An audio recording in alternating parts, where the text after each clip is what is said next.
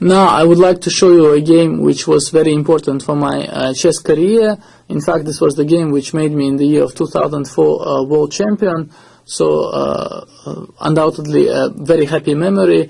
And in fact, I have never annotated this game for I do not know what kind of reasons. And now I would like to draw your attention to the endgame which arose after my move rook d7. This was the first rapid game of my tiebreak against Mickey Adams. White had large advantage in the opening of this game, but by now his advantage has more or less disappeared, and now in fact he has to take care that he is able to defend this position, and this sort of change in fact probably also affected my opponent's play, and he was not able to hold this.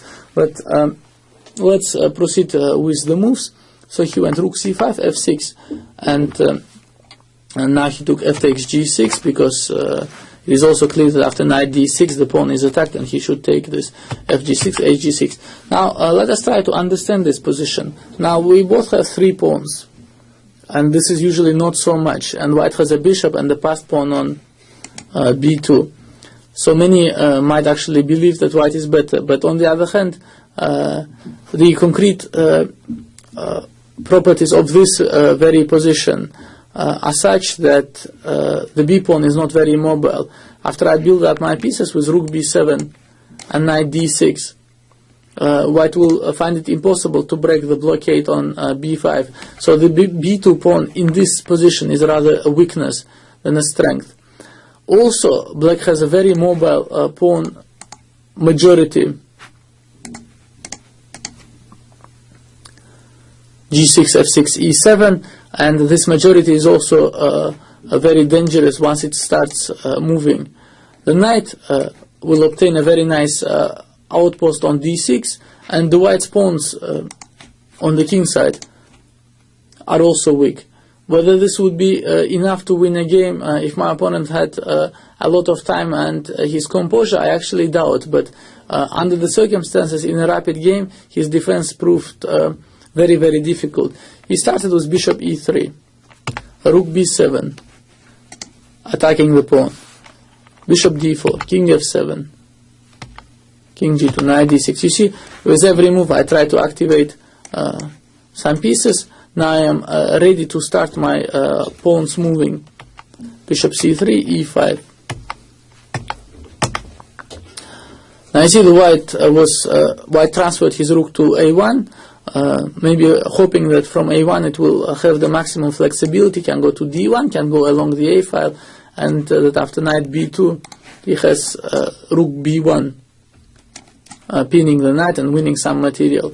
But on the other hand, I played rook b6, and now white has to make some decisions, because after a move like king f3 I can already take a pawn on b2, and after rook b1 there is knight c4, and after bishop b2, rook b2. Although usually the end games 2 against 3 with rooks are drawn, in this particular case it is clear that white's defense is connected to many difficulties because of the weakness of his construction, and after rook b4, king e6, king f5, g5, g4, rook b3, and so on, his defense would have been very, very difficult. So he decided to stick to his pawn, played b4, knight goes back to d6, rook b1, king e6, bishop d2. White is lacking plan, and now I'm starting to activate my pawn majority. I play f5, bishop e3, rook b7. You see how easy black's play is. He's just putting his pieces to the best squares, and white always has to watch for some ideas, some threats, and above all, white cannot activate his king so well, also because his pawns on f2, h2 demand some attention. Bishop c5, knight e4, rook d1, rook c7. Now also again threatening to win the pawn, to move into the rook ending, which, as we said, is very difficult to defend. After bishop b6, rook c6, bishop a7, I'm continuing to chase the bishop, and now it suddenly finds itself very short on squares, very short of squares on this diagonal, because after bishop c5, knight c5 takes rook c6, rook c1, king d5. Black again is winning the pawn with a very promising rook ending. So bishop e3, but this gives me time to play f4, bishop c1, rook a4. And now you see, just steadily advancing his pawns, black made it impossible for white to defend b4.